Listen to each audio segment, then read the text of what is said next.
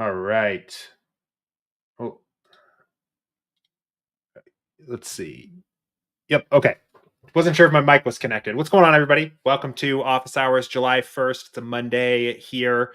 We've got a handful of questions to dig into, some stuff that came in over the weekend. We do, of course, have the Birdie Battle prizes for this week to hand out. So we'll get into that in just a second. As always, this is an open Q&A show here. So if you have questions for me today about SaberSim, DFS strategy, whatever, fire away in the chat or in the Office Hours channel in Discord. We'll get things started with the Birdie Battle here. We've got a couple weeks left on this. I think 3 weeks left, actually, to be precise. Yeah, 3 weeks left here. So still an opportunity to take home some pretty cool prizes here, even if you didn't get a chance to participate most of the year here. I'm not going to walk through the full pitch on this here today, just again, because there are 3 weeks left, mostly getting to the point of wrapping this up here. But promo.sabersim.com, if you want to go to this page yourself, it'll walk through what the prizes are that are available here. If you were to sign up for the last 3 weeks here and play, you do still have some pretty cool opportunities, an opportunity to get into the free roll at the end of the season that we're giving away Masters tickets for. So details on that to come. The custom SaberSim golf gear. If you finish in the top place, you can get a golf hat. You can, of course, win some tickets to the next week's birdie here. So some cool prizes. Basically, all it takes is have a SaberSim subscription. I'm sure most of you watching do. Use the SaberSim logo on DraftKings and then fill out this quick form and then just max the birdie next week. And the following weeks here, you get an opportunity for some of those winnings. So we do need to announce the winners here from the Rocket Mortgage this weekend. First things first, a congratulations to MTH 1321 in 8th place with 636 points here. So a winner of, I got to remind myself, I keep getting them mixed up. Oh yeah, we were just looking at it. So the golf hat and a ticket to the free roll here coming at the end of the major season. We haven't really decided what week that's going to be yet, but sometime before the tour championship, probably hopefully earlier in the playoffs. So it's kind of a big field event, but we're still figuring out what day that's going to be. But congratulations to MTH. It was the big birdie this week. I actually missed it. Unfortunately, I didn't realize they were doing the large prize pool for that for the Micro Millions promotion. So was a pretty tough contest just because it was so big. A lot of entries to beat. So a 6th place finish, pretty high up there. Congratulations to MTH. And then we do, of course, give away free tickets to next week's contest to one winner. So we've got to do that here as well. We'll get the goofy wheel of names up here again. We've been using this for a long time to do these giveaways. And every time I pull this up, I feel like it's funny that this is our solution here. But it is, and it's worked well for us. So let's go ahead here and fire it away. 90 Maxers this week. We'll see who's winning the tickets for the John Deere.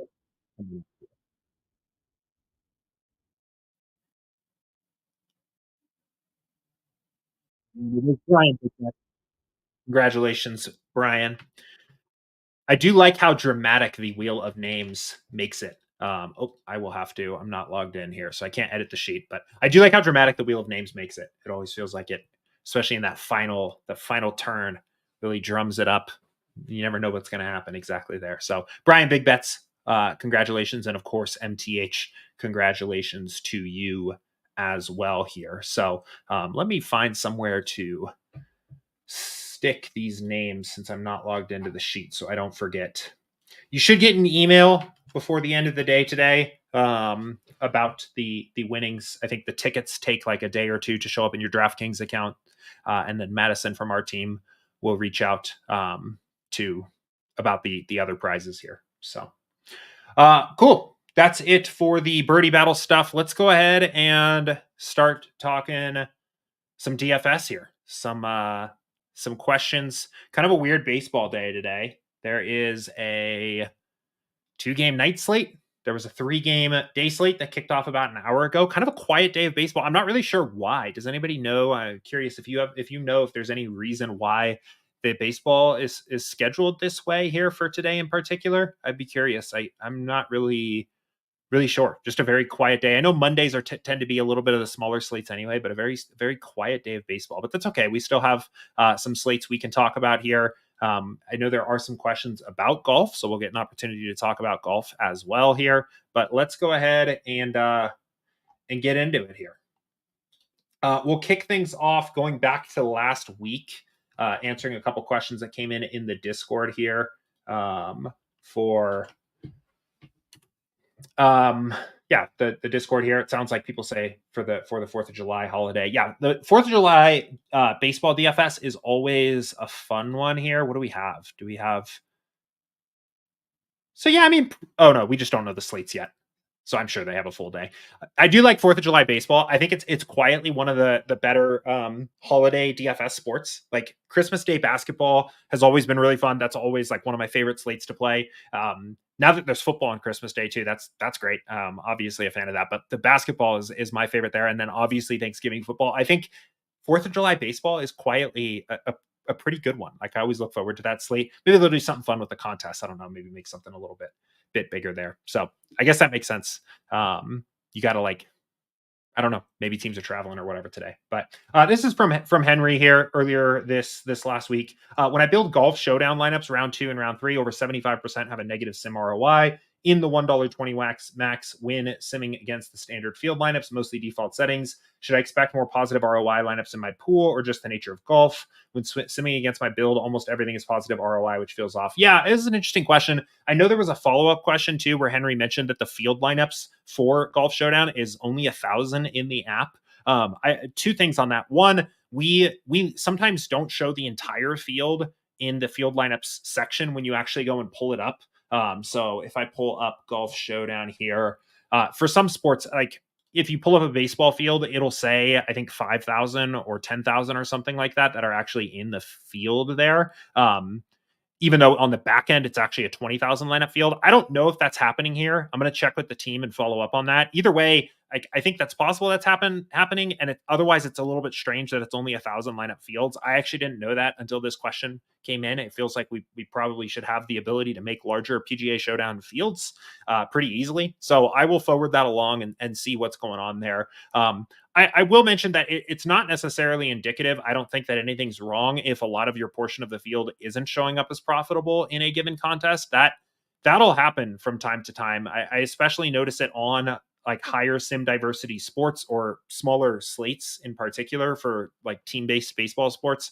A lot of those lineups can be eliminated. Like it can be hard to build profitable lineups. And the other thing to remember too is, your lineups when they are being built, they don't, this sounds silly, but they don't know if they're profitable, right? What they are is they are the best possible lineup for a given way that the slate could play out. And that doesn't necessarily mean that lineup's going to be profitable against the field relative to its ownership, right? The way I kind of think about it is like an NFL showdown, I think is a really good example, or at least it makes more sense in my head, is like when you end up the game's over and you see that it's this giant dupe train that ended up taking it down. That's like one of the sims that was used in your pool being built and not showing up as a profitable lineup. That's basically what the slate looked like, right? It was too chalky or too just straight up duped that it's not getting paid off enough for that particular outcome of the round taking place. So it's not showing up as profitable. And the lineups when they're being built, I don't know that ahead of time. So all of this to say, it is to be expected that a lot of your pool is not going to be profitable, or that it is possible for that to happen. In the other thing too is you will notice this more in high variance sports, because you are getting a pool that has a very wide range of outcomes itself, right? You're almost building a pool that is somewhat representative of the entire possible range of outcomes. Well, because of the way that these payout structures work, and the field and the prizes are so top heavy, so much of the equity is in the top 0.1% of a contest. If you're building in a very high variance way where your range of outcomes is very wide in the pool that you are constructing, it's not possible for all of those different outcomes to be profitable, because you are building some of the bad lineups that your opponents are going to play that make your good lineups themselves profitable, right? Like you're seeing the entire possible range of outcomes, and you need some of those lineups to be bad to know that the good lineups are good. If you compare that to a sport like NBA, where your sim diversity slider is going to be lower, you're not building a pool of lineups that's intended to um, attack the full possible range of outcomes of the slate. You are trying to build a lot of combinations around the elite projection values that exist because players more reliably hit those projections. It's good chalk is better. It's easy for players to hit those outcomes. You'll have a pool that almost the entire pool will be profitable because you didn't build any of the bad lineups, right? And then in a normally distributed sport, it's easier for us to know what the good lineups are ahead of time because it's the best projected plays. So sim diversity comes down. We don't know as easily what the good lineups are before you build in a very high variance sport. So you have to build out the full pool and kind of test it out, right? Hopefully that makes sense. So I think all of this to say it is not bad necessarily by any means to have a portion or a large portion of your pool be unprofitable in the contest sim. And I think the higher your sim diversity slider is by default for that sport, and the higher the variance of the sport itself is, the more you should expect to see that because you're building lineups for a wider range of outcomes there. The less, and it's not, I'm not necessarily saying the way I don't want anyone listening to take this is, oh, I should just turn my sim diversity slider down so my lineups grade out as more profitable. That's not the point here. The point is really at what point in the process can you kind of decide how wide or how narrow you want your range of outcomes you're attacking in your lineups to be. And for sports where players are normally distributed, they hit their projections reliably or more reliably, like basketball, you can do that. So you'll get a more functional, a more profitable pool. In higher variance sports, you kind of can't. So it's a good question here. And if I totally lost anyone here, don't know what I'm talking about, especially Henry, who asked this question, if you're here with me and you're confused, please let me know. But I think that's not necessarily a bad thing. I think that's fine. So, and honestly, it's an argument in favor of contest sims, to be totally honest. So, yeah, and then so I will check though on the small fields that are showing up in the app and just see if that's really how big the fields are that are being used there, or if we can bump those up, or what's going on there. So, see a couple questions in YouTube chat already trickling in here. We'll get to those in just a second. I'm going to continue to get caught up on the Discord channel here first, and we'll hit this question from Chuck. And this is a follow-up question to what we talked about on Friday. So I'm going to read this question and I'm going to answer this question for Chuck, knowing that he's seen this video. If I lose you completely here in this section and you don't know what's going on, check out the office hours from Friday. And if you're on a pro or an ultimate subscription on SaberSim, check out the 2 most recent pro videos. We've been playing around with this idea of running a contest sim against itself as a way to create a more balanced portfolio recently. That is all I'm going to summarize about that previous content, because if I go down this rabbit hole again, I'm going to talk for the next 45 minutes about it. So I'm going to stop myself and focus on the actual question here. But if I lose you, you don't know what I'm talking about, that's where to go for the context here. So Chuck asks, I have a follow-up question, comments to the previous office hours against simming against different plausible fields. An approach I came up with is simming against the field intended for the contest being entered, but after running a contest sim and eliminating negative ROI lineups, downloading the remaining lineups, and uploading the new pool back to the build.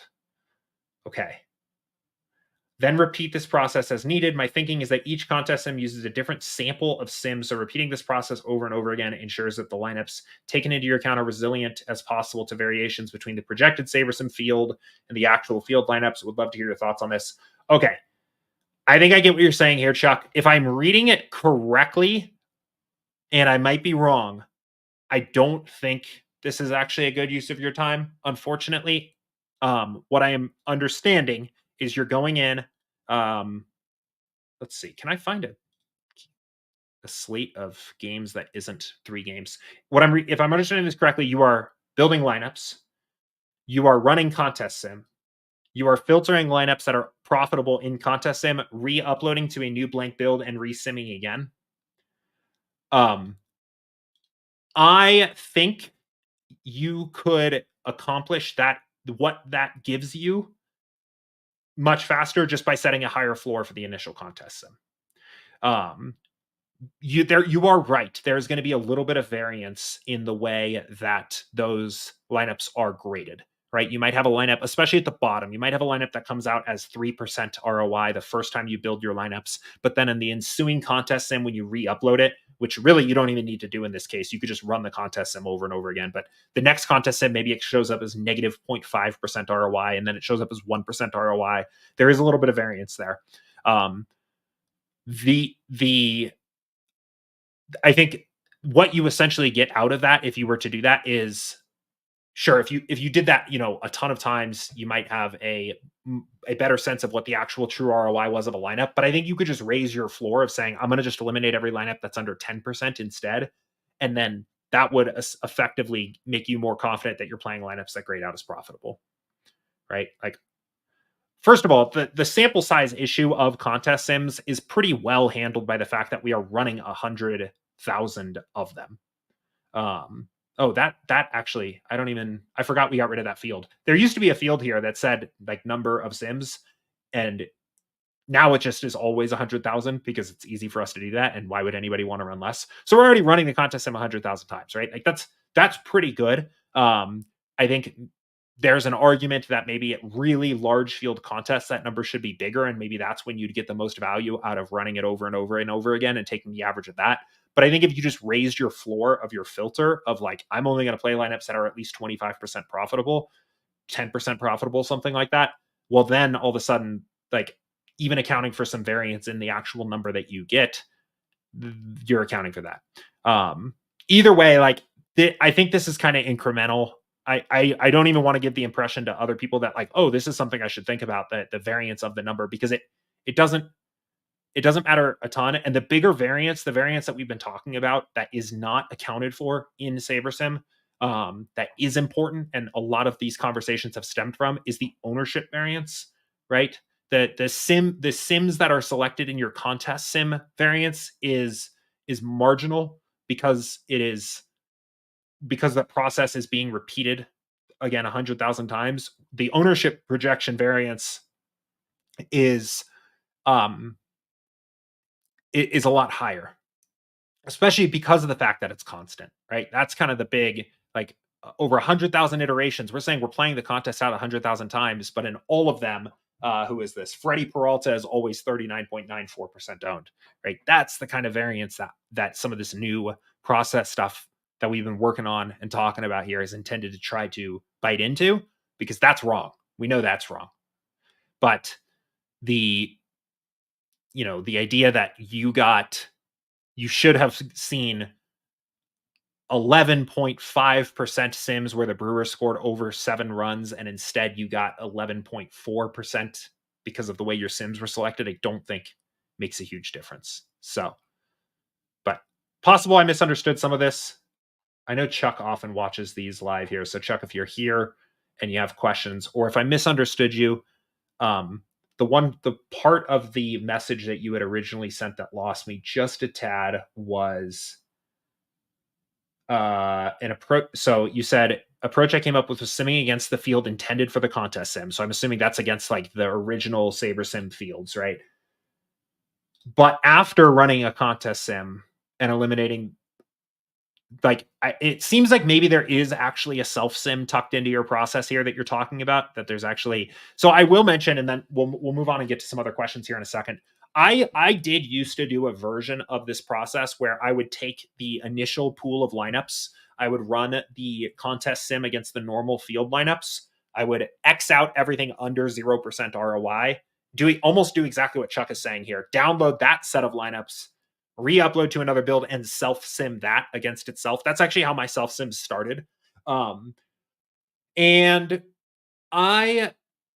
the reason I started doing that was a diversification thing. I was saying, instead of using min uniques or exposures or something like that to diversify, I'm going to just try to compete all of the potential lineups I might play against each other and see which ones kind of win. And I think there's some value there. But as I talked to Matt and Chris and thought about this more, what I realized is that I think the bigger value of running the self sim that you run in your entire pool of 5,000 lineups is that being a semi plausible field that also contains unprofitable lineups. Like I think it is important that that field has bad lineups in it so you can really see what the good ones are. Similar to what we were just talking about, right? With the PGA Showdown stuff, it's kind of when you're using contest sims, you kind of want that you kind of need whatever you're setting as your field to actually contain some level of plausibly bad lineups so that the sim makes sense. And when you're filtering out lineups and only picking good ones and running the self sim on that, I think you lose some of the information about what the best possible lineups are to play from that pool because you've eliminated some of the lineups that are giving the profitability to other lineups. So I prefer to keep it as kind of a big field now. So again, I'll mention it one more time just in case. If I lost you, if you don't know what I'm talking about, last Friday's office hours on the YouTube channel, the pro videos, 2 most recent pro videos in the pro Discord, because kind of a lot of these conversations based on some of that. So, all right, hang tight, YouTube crowd. We've got 2 other questions to get to in Discord that came in before the show, so I want to get those first, and then we'll get to the live chat. This question from David here is, are the lineups chosen from my pool the lineups that win a sim? So the actual best optimal lineup for a particular sim. Would this also mean that the ownership projections are based on how many winning lineups a player was in during the sim? Yeah, they kind of are. So I will explain how I conversationally think about and describe what actually happens when you build lineups and then try to give a little more specific answer of what is literally happening. I think the way that you can think about what is happening here, which is a helpful way for me to think about it, is each lineup you build is the best possible lineup to play in a GPP for a given outcome of the way that the games could play out on the slate. So we're taking essentially a simulation of the slate and saying, okay, if it plays out this way, what's the best GPP lineup to play? Right. So you're getting kind of a representative sample of the slate when you look at it that way. What is actually literally happening here is it's a relationship between these 2 sliders. And I think it's easiest to just think about the sim diversity slider first and assume correlation is off, because correlation ends up kind of sitting on top of what happens on the sim diversity. So it's easiest to think about sim diversity first. So the sim diversity slider determines how many sims are sampled for each lineup we build. So if sim diversity is at 0, you are just building on the average projections. In other words, for each lineup we are building, we are sampling the entire set of possible simulations. So a player's projection that they score for every lineup is just their average. At sim diversity 10, it is the opposite. It is a single simulation for each game on the slate is selected and used as the player's projections, and that game's projections really for that particular slate. So it's no variance and then extremely high variance, single game variance, 0 variance, right? So this is determining basically how wide the range of outcomes are for a game's projections, right? A player's and a game's projections in each lineup that we build. And this is adjusted based on the contest, the size of the slate, and the sport based on what we have found in backtesting this slider gives you the most effective pool, the most useful and functional and profitable pool possible here. So it kind of changes. You'll see sports where you need to nail very nearly the optimal lineup. This will be a 10. At sports where ranges of outcomes in general are wider and we want to capture that, you'll see this higher.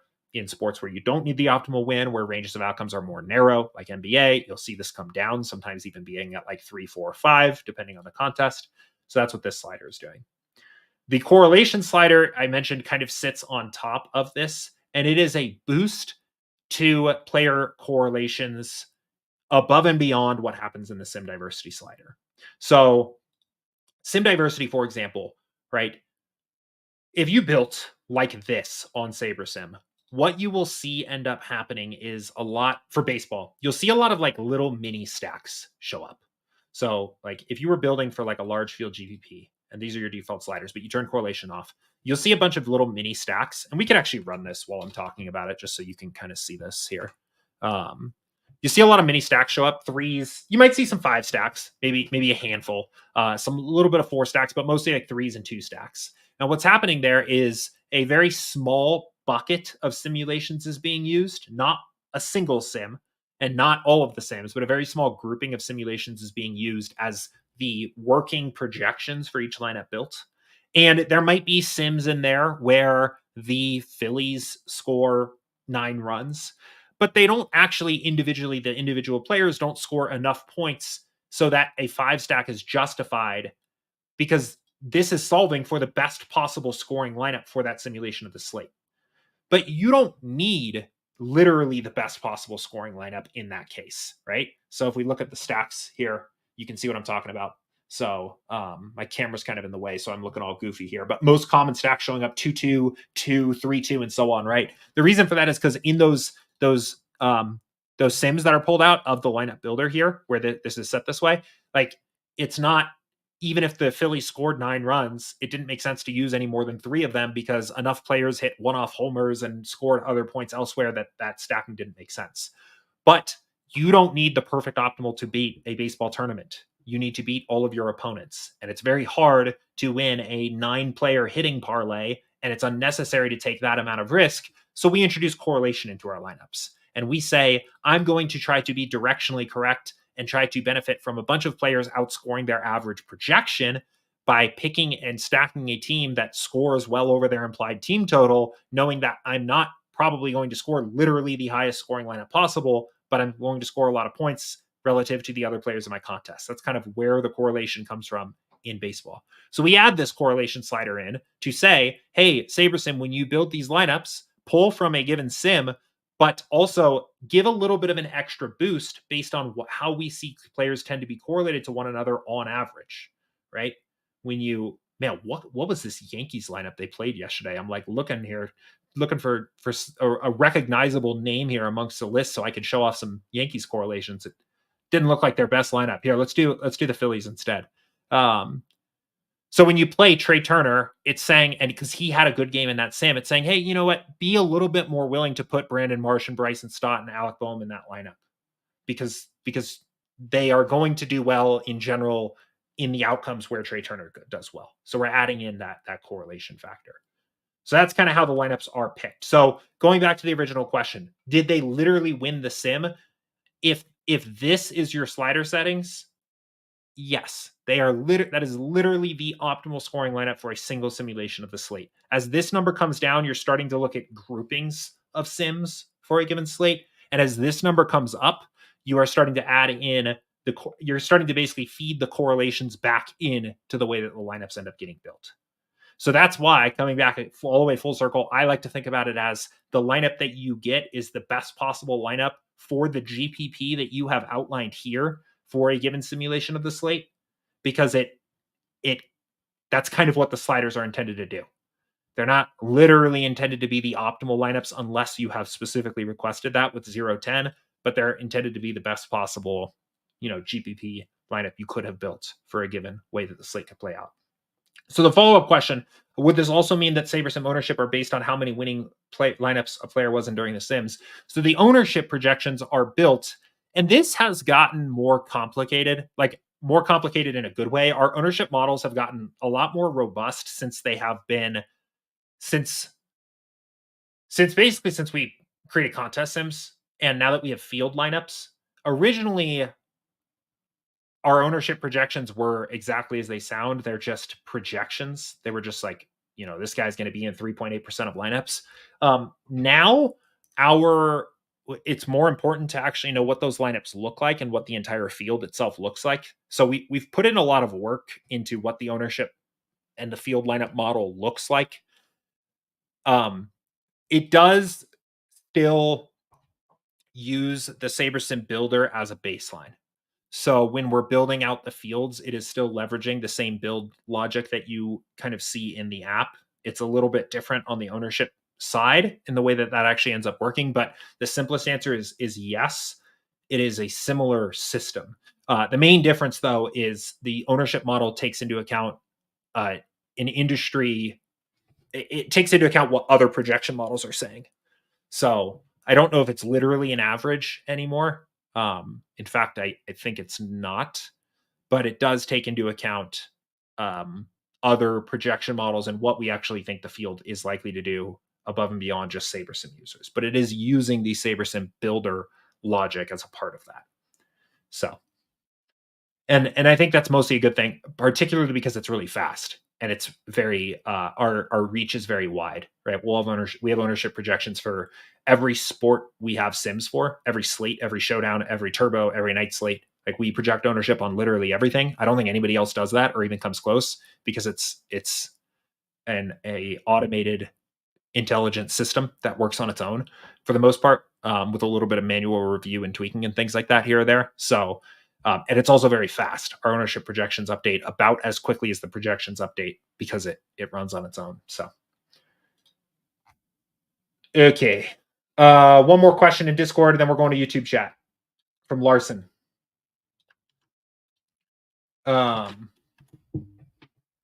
Let's see. What is the best way to get one-off bats into lineups without creating a full stack for the team? I typically add one to the min exposure, but sometimes it creates a full stack with that team versus just finding a spot to add that batter.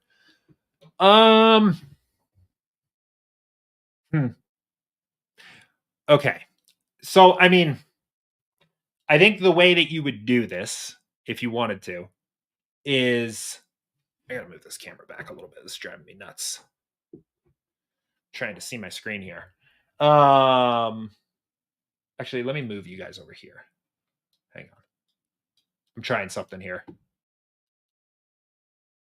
Okay, you can still see. That's better. So one thing you could do here is like you could cap your exposure to the team, right? So let's try to make this build like something we would actually do. So let's say this is your build and you want to go get more Alvarez maybe as an example, but you want one-off Alvarez. So you could do something like, okay, I have, oops, that's annoying. So you could go and like look at how much Houston you have, and you have 10%. So you could cap this at 11%. Oops. And then go to your Alvarez and say, I have 17%. Maybe say you want that to be 25%, and then tell SaberSim to solve this. I don't think it's going to like it. Let's see if it works. Did it work? Oh, that's ownership. Whoops. 25%.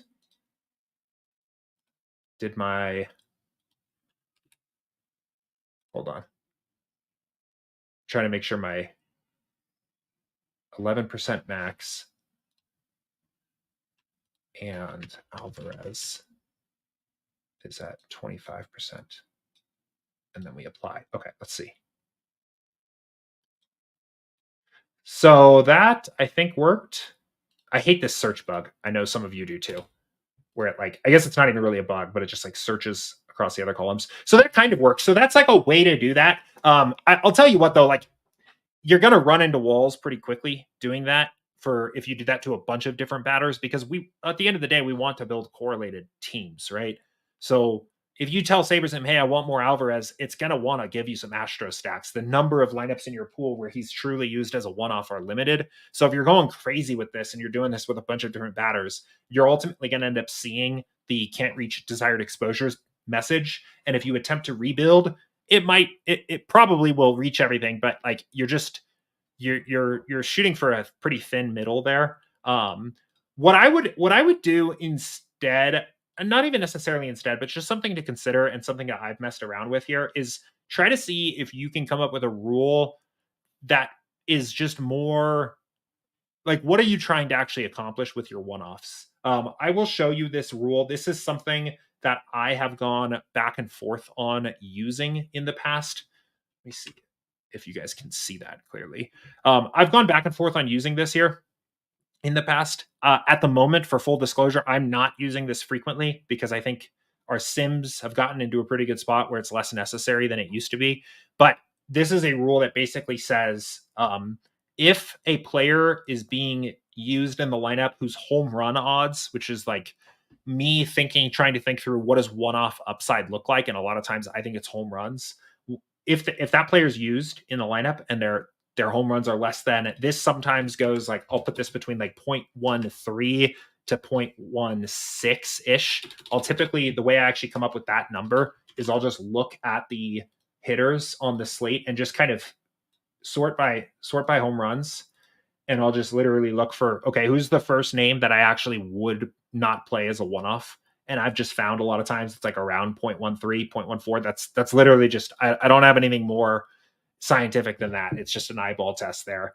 And I'll set it that. And then I'll say, if that player's used, use at least 3 other players from the same team. So basically put them in a 4 stack. So that the reverse of that is only use players with home run upside as one-offs. And that, I think, will build your lineups in a way that maybe makes a little bit more sense if this is the way you think about it. I don't think you have to do this necessarily, but I've done this as a value add before. That might be a better way of doing this, because I think SaberSim, like the builder and the solver with the exposures and min uniques, is going to get a little confused if you start to basically say, don't use these correlated players together, right? It's a better situation oftentimes for a lineup rule. Very similar situation comes up in football season every year. We'll inevitably, if you guys stick around for football season, hang out in the Discord on a Sunday morning and you want to watch hundreds of questions come in, the ones that you will always see constantly is people separating out their running backs and quarterbacks, like not pairing running backs with certain quarterbacks. Those two players are correlated in the sim and they're correlated in real life. And when you are much better served separating them out with a rule than trying to force them in with exposures after, because the builder was like, those players are correlated. Why are you trying so hard to separate them? And it just doesn't like that. What's the other one? There's another one I'm thinking of too. Can't remember. There's some other like classic question we get Sunday mornings where it's like two players that are conventionally correlated. I don't know. We don't even need to talk about that anyway. But Larson, let me know if that helps. So there is hopefully, I mean, there is a little bit, like you can definitely do the exposures way here, especially if it's just for a couple players here and there. But I think a rule that is more descriptive of what types of players, and your rule could be whatever. You don't have to copy mine. Like if it's players above a certain projection, right? You could do projection. You can do percentiles. I've experimented with that a little bit as well. Like whatever you want to do. So, okay. YouTube chat. Alan, how do you recommend looking at data on a previous slate? Do you recommend shrinking your player pool? How much exposure should you have to your most popular golfer? All right, 3 different questions here. Let's hit all of them. Let's do how to look at a previous slate. I recommend contest flashback. Very much so. This, I think, is the best way to use. Let me bounce back to this slate. Okay. This is how I would recommend reviewing a previous slate. So the main reason why is because this is a process that is it kind of creates the semblance of a larger sample size for a single slate. When you're looking at, I think the biggest mistake people make when they're just reviewing their DFS process in general, in like at large, is trying to reverse engineer the perfect lineup for what actually ended up happening on the slate, which was just one of many, many outcomes and will often lead you down the wrong kind of rabbit hole.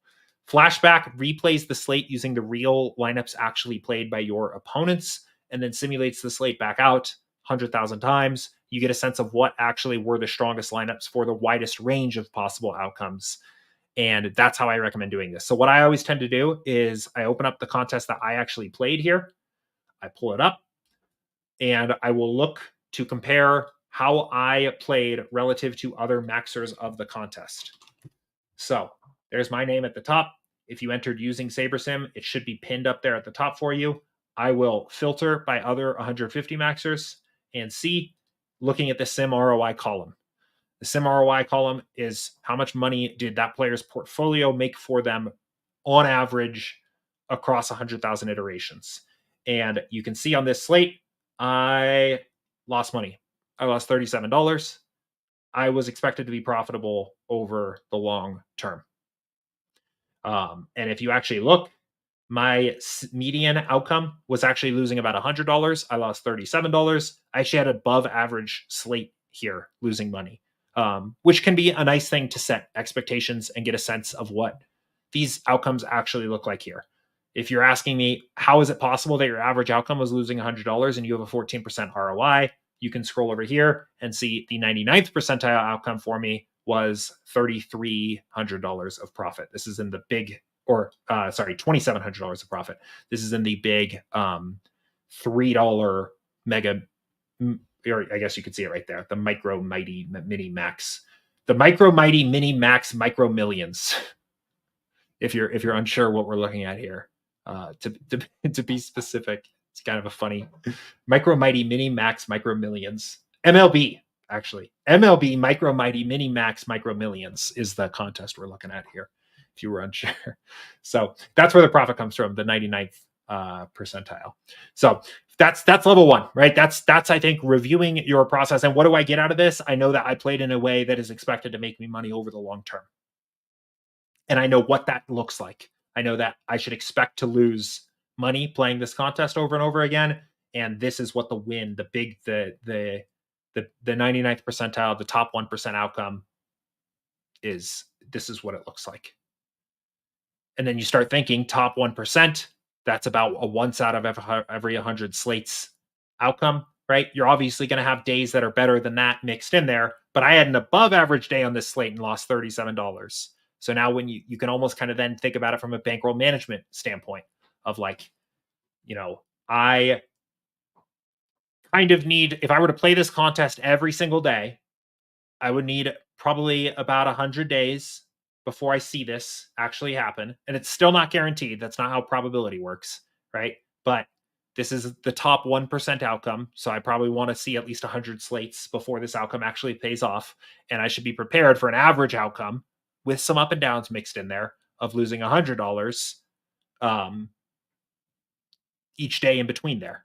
So a $1,000 downswing playing this every single day is more than possible. And that's kind of almost the median outcome before you have the big win. So you can kind of see like, okay, can I afford this contest? And I actually think that's even understating it because this contest costs $333 to max. I actually think you're going to, no, a $10,000 downswing playing 100 days, not $1,000. So that's actually, yeah. So if you didn't have a $10,000 bankroll, right? Like you probably shouldn't be playing this contest would be the way that I would look at it at a minimum, because you need to be able to have a $10,000 downswing. Kind of, again, we're doing some bro science math here, but like with a negative $100 expected on median profit, waiting for your 100 days of playing it to get here. Anyway, going in a circle here now.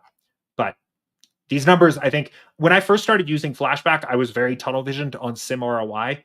And what I recommended people was like, go into Flashback, sim ROI is positive, you're good to go. Keep playing, keep trucking, it'll all work out. And I think that's true at some level. But I also think it's important to understand, okay, what does your 99th percentile outcome actually look like? And how often should you expect to see that? What does the average day look like playing this contest? Right. And like how often should you expect to see that? And just getting a sense of what the actual variance looks like here. I think that's useful. The other thing you can use for contest flashback here is actually just like studying other players. And a lot of my little tricks and tips and things that I give out to people for our YouTube videos and things like that are things that I've just learned by studying what other sharps are doing. So I tend to like to going and seeing what the top 150 maxers are doing in the big GPP for a given day. So Shady Advice is always popping up there. I like looking at Kurt in our Discord server, OCDOBV.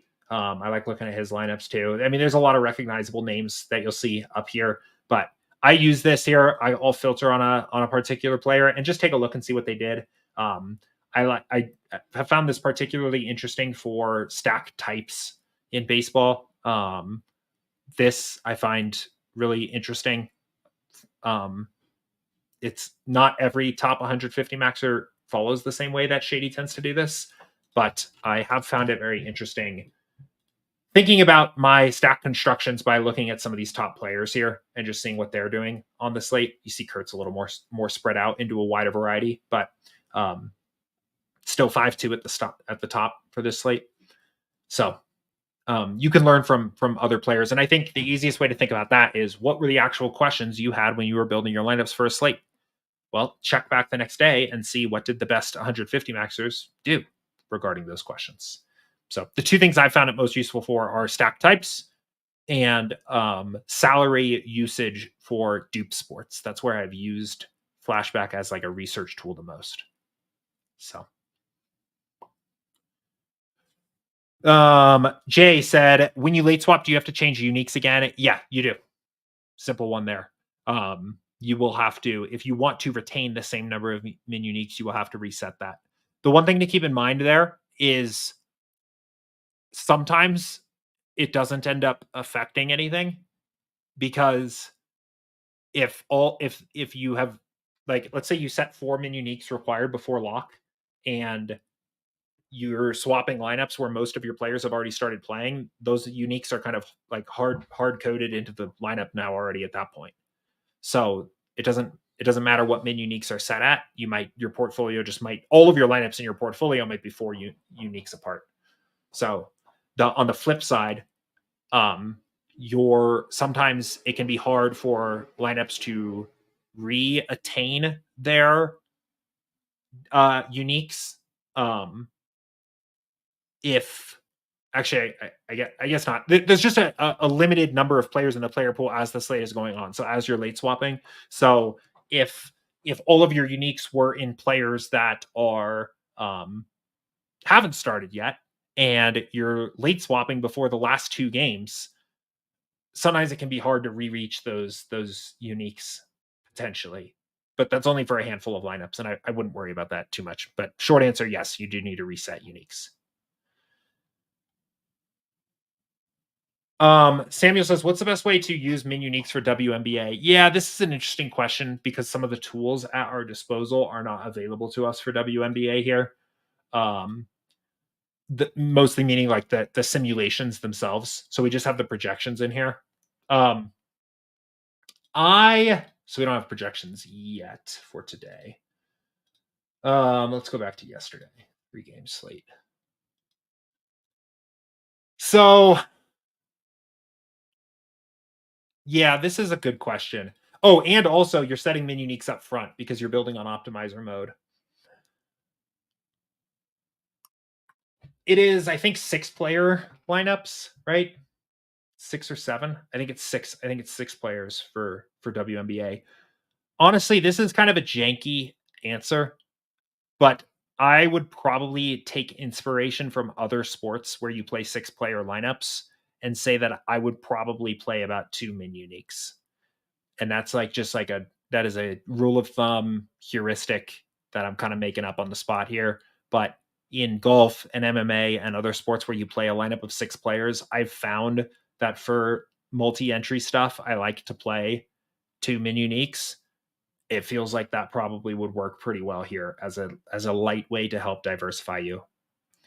If you're playing 20 or less lineups, you could probably do 3 min uniques and be all right. But yeah, it's not the most satisfying answer, but that is the answer. That's what I would probably do. John says, when creating your build for the Sims, are you using the contest you're playing as the primary sim, or are you building a generic pool prior to adding your Sims? Let me read this again. When you are creating your build for the Sims, are you using the contest you're playing as the primary sim, or are you building a generic pool prior to adding your Sims? To me, those read as kind of the same thing, and maybe that gives you your answer. So like if we were playing, this slate, and I was playing, let's say the $3 again, I would probably like set my initial build to look like this. and I would build, and that would immediately be my working build. That ultimately these were going to be where I filled my lineups from, but it would also be my self sim field lineups, right? So I would actually literally, I would build this, and I would have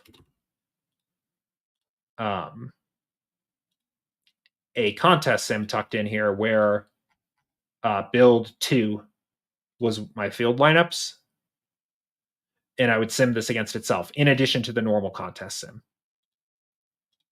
right? So something like that. That's how I would kind of set this up. And you could also, this should actually probably be the $3.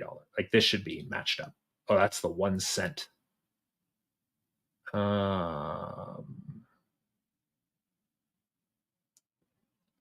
Is this it? I don't know. Maybe this is it. I think that's the 50 cent, but like you get the idea. So this is how I would set this up. And then I'd run both of those contest sims, and I would filter out lineups that weren't profitable in both. So it needs to have both ROIs that come out of this need to be above 0 for a given lineup for it to stay in my pool. And then I would ultimately, then diversify with min uniques, filter, and so on. If you are making a lot of changes to your desired exposures before you build, or you're changing player projections, or you're setting a bunch of lineup rules, or doing, like if you're doing the main point of this, I mentioned this on Friday as well, the main point of this is not to just run your lineups against themselves just to say you did. It is to create a plausible field using SaberSim as your baseline.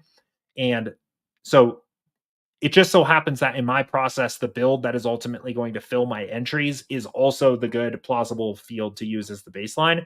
But if you're making a lot of adjustments to your build before you kick it off, maybe that's not the case anymore. Rather than that being a plausible way that the field might play, that's a plausible way you might play. It doesn't work that way anymore. It doesn't work as well that way. So, yeah. So follow up from John. Would it matter what sim is started? No, it doesn't actually. It just straight up doesn't. What the starred does is it controls what ROI you are using if you create a custom metric.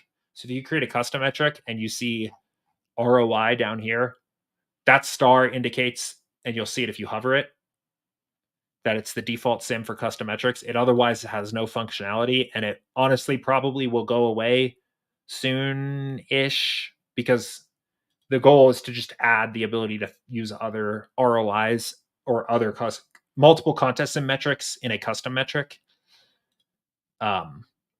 So that is literally all that means. So it doesn't matter in this context. Samuel said, post-build, when you compare the player's total pool exposure to ownership, is there positive leverage? If there's positive leverage, is that actionable information? What's the correct way to interpret that information? Yeah, good question. Let's see. Let's bounce back here and look at this. I think it's tough.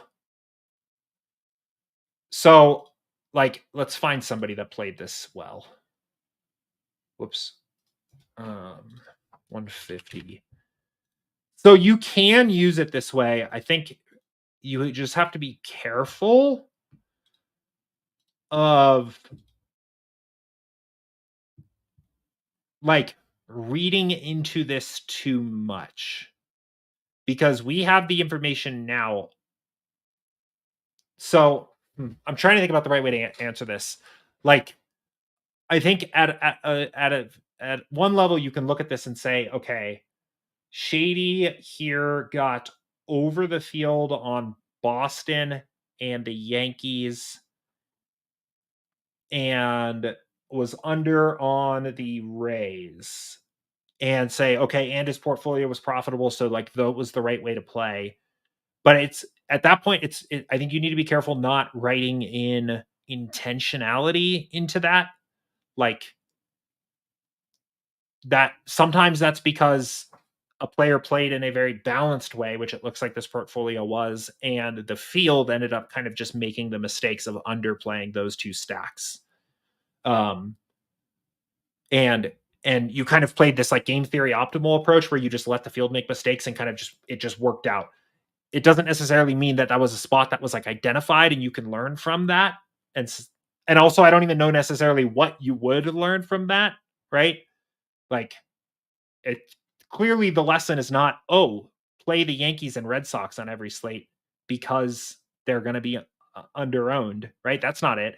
I think you could potentially come up with patterns like, okay, in this spot, maybe one of the lessons here is that teams are going to come in under-owned relative to their expectation when they put out a terrible lineup like the whatever this Yankees lineup was yesterday, right? Maybe, but you'd probably want to see more data and see this pattern show up in multiple slates of flashback before you just decided that that was true. So this is kind of why on flashback I prefer to look for things that I think are a little bit more like clear-cut examples of somebody doing a thing. So I think stack types translate pretty well.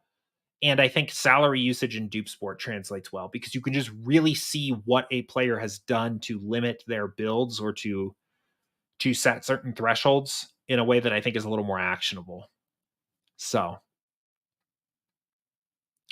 but it's a tricky one. Like your question, I think is exactly right. If there's positive leverage, is that actionable information? Like, I don't know if it is when you're looking at ownership discrepancies versus exposures. So, I mean, one thing you can get out of it too is like you will see a spectrum of different players doing this. There are players that will take more extreme stands. There are players that will not.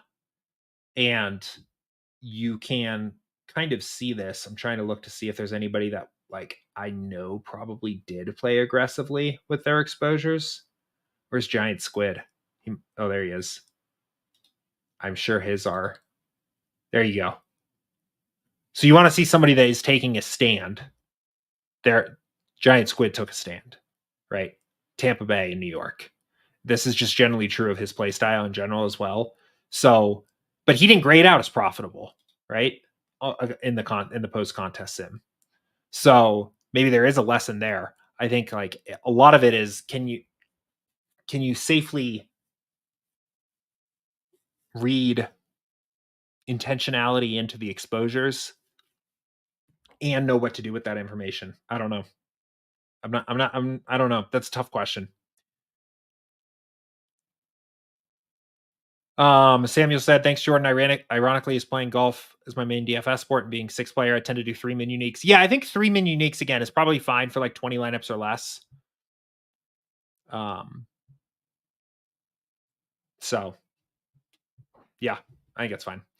Raf said, what's that going to do for the mobile functionality of it? The star in the contest sim? I don't know. Does that do something on mobile? Whatever it is, I promise we won't break it. If that starred function has some additional mobile functionality that I'm forgetting, we'll preserve whatever that is somehow. This isn't something that's like gonna happen today or this week or like we haven't even started doing this. I know Matt and I and Chris, like all of us that are doing these self sims now kind of want this functionality. So I think it will likely get added at some point.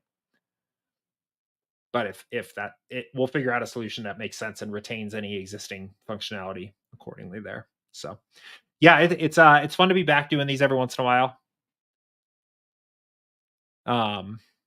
Been a little while, but Marshall won the $3 Minimax on Wednesday. Congrats. Very good. Oh, Samuel said, sorry, I didn't mean in contest flashback. I meant when you run a new build, enter the max amount of lineups possible. Oh, yeah. Okay. That's even a better question. Man, I wish. Okay.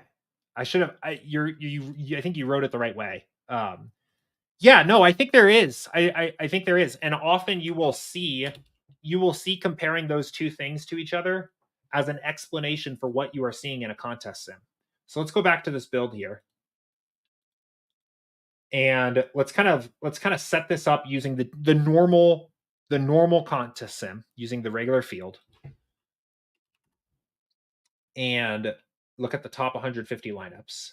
So the pool exposure in this context is basically how often was that player in a lineup the best possible GPP lineup for this slate, right? Out of 5,000. It is not literally like an optimal rate or but it can kind of be thought of as approximating like how likely they are to be in the winning lineup rate. And when you compare that to the ownership projection, you will often get a sense of the leverage, and you will often get an explanation for why your exposure is a certain way, right? Now, it's not an exact science, but I think it kind of works this way. So let's see if we can find somebody where there's a big discrepancy here. Let's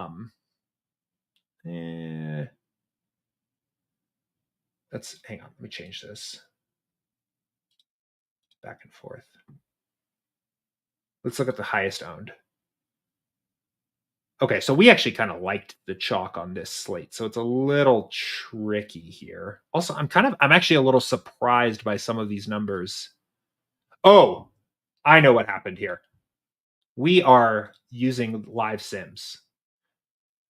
One thing I'll just mention this: if you are going back in the past and running kind of a process from the start to try to figure out like what you could have done on a given slate or something like that, or maybe different ways to play a different slate, be mindful of these toggles, these use live sims if available, use live field lineups if available. When those are on, they will basically be feeding in data that we had at the end of the slate back into your contest sim. So you can see how my top lineup here is a 10,000% ROI.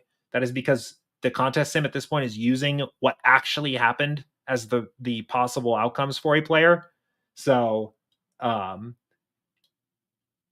you're getting the players that actually scored well to the top of your ROI list. So I'm gonna actually run this again using the real contest sims because I want to show you what this is doing. But yes, basically to summarize, for David Hamilton, for example, when he's showing up in 12.3% of the pool and we expect him to be in 20% of the lineups in the contest, yes, SaberSim is identifying a negative leverage opportunity there of saying he's over-owned.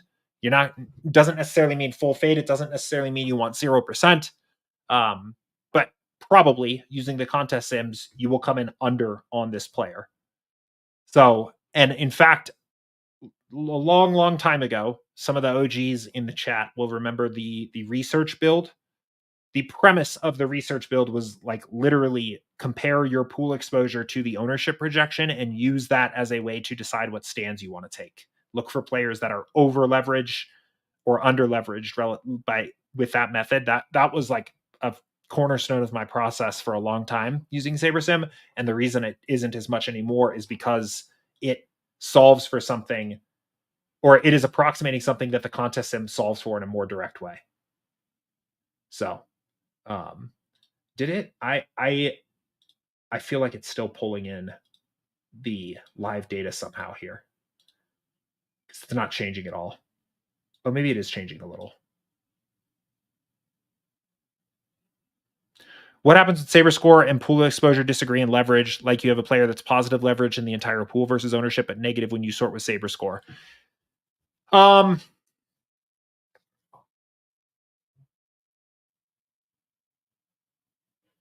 me think about this here. So SaberScore, I think, should take precedent over comparing these two numbers. Because SaberScore is going to take into account ownership and upside percentiles in a way. Wait, let me actually think about this.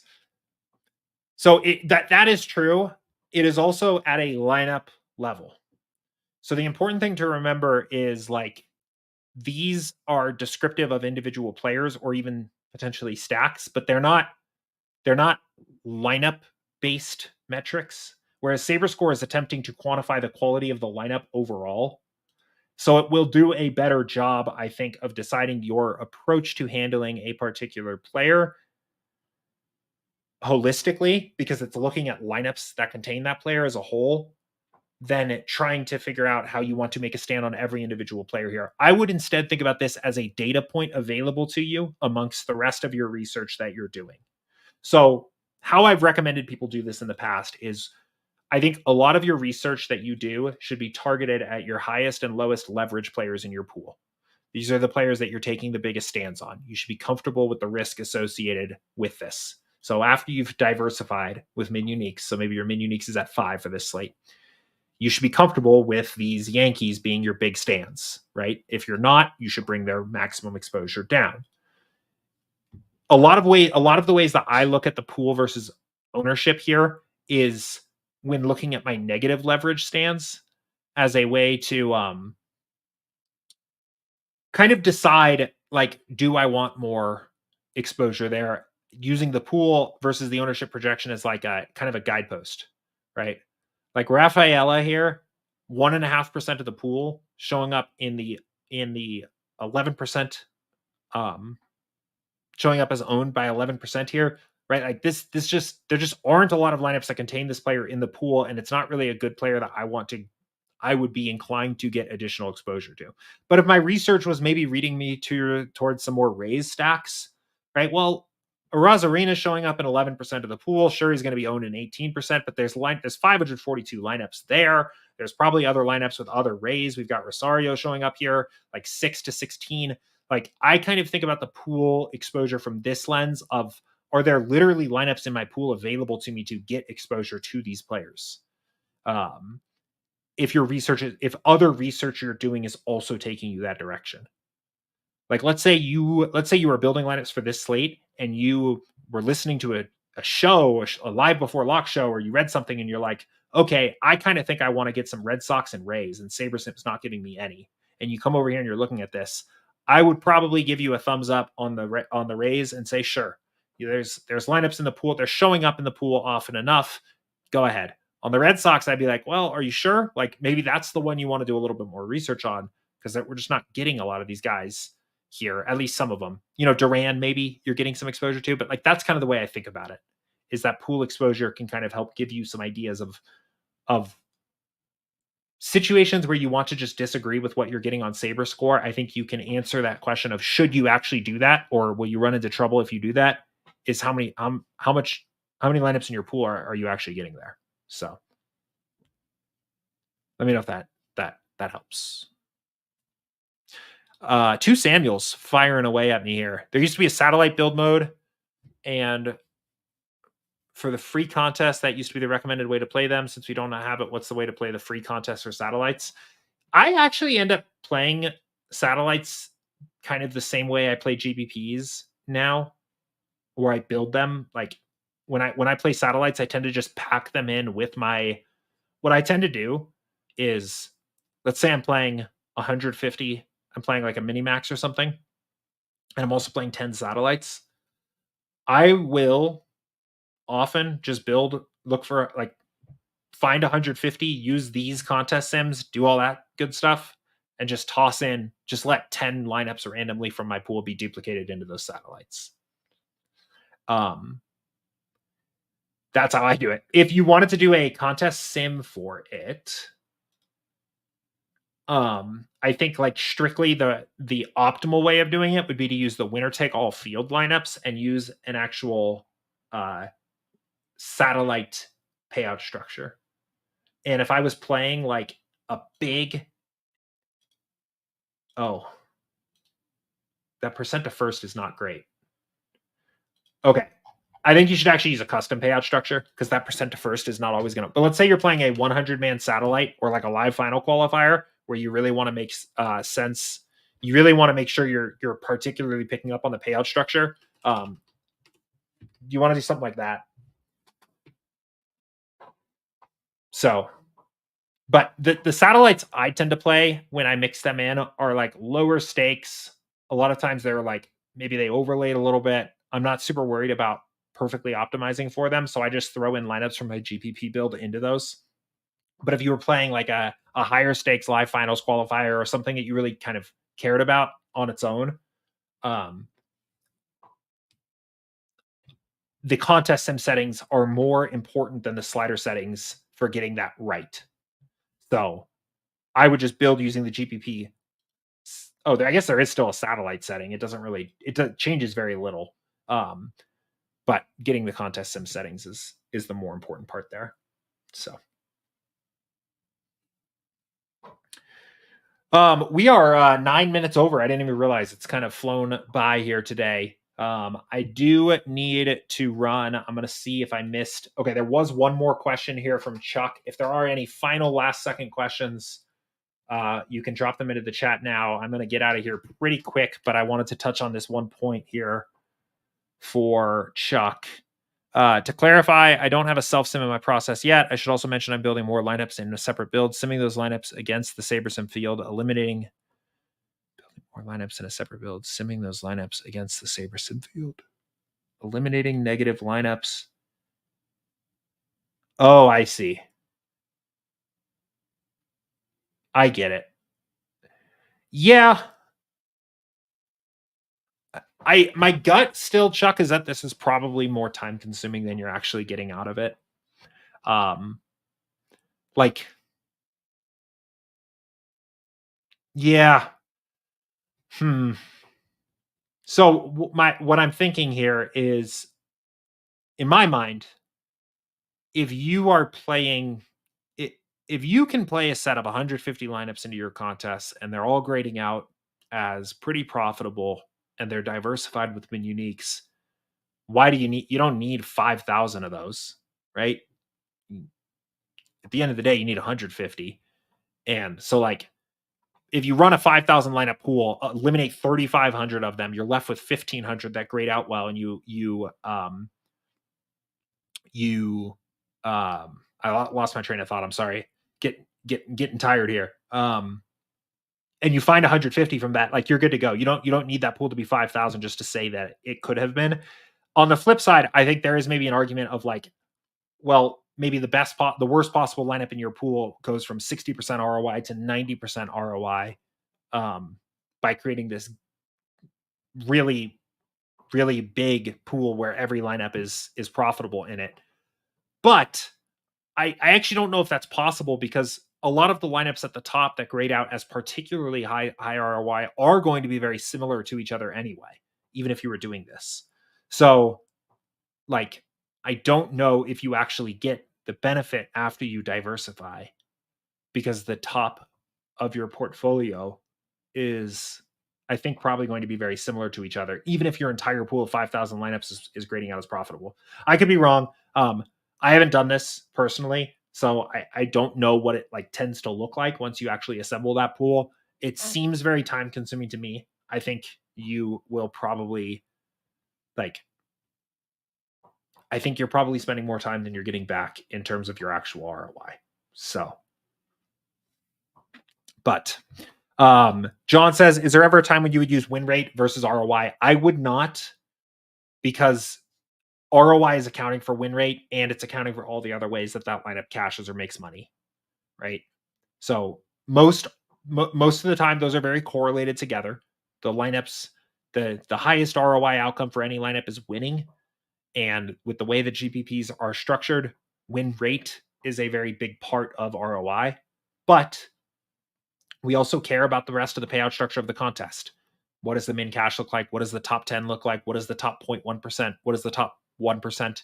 So ROI captures all of the value of win rate and also all the other payout options in a way that I don't think it's worth just looking at win rate alone. Win rate's also more fragile, especially if you're looking at really big contests. Like, if you're running especially as we get to football season, if you're looking at the enormous sized football contests, win rate starts to become very fragile to the number of sims that are running. Like, a lineup, if you're beating 100,000 opponents or something like that, a lineup winning that contest one out of every 100,000 times is kind of break even expectation. And if you run 100,000 contest sims, like, a lineup might do that 2 or 3 times, and it actually might look kind of good, but in reality, that lineup wasn't that good. It just, like, got lucky and kind of banked 3 times in the contest sim. But if that lineup also then never shows up in the top 1% of the contest outside of those 3 random banks, it'll bring the ROI back down a little, and you'll be a little bit less likely to play it. But if you just sorted just by win rate, you wouldn't have captured that nuance, and that lineup might look really good, even though it kind of just got lucky. That honestly is a little bit more of a limitation of the fact that of the number of sims we're running in the contest sim, which is something I think we would like to increase, especially for football in the future, so that doesn't happen. If you had a perfect simulation with 100 million sims running, you wouldn't have that factor wouldn't happen as much. But that is something to be aware of for that. So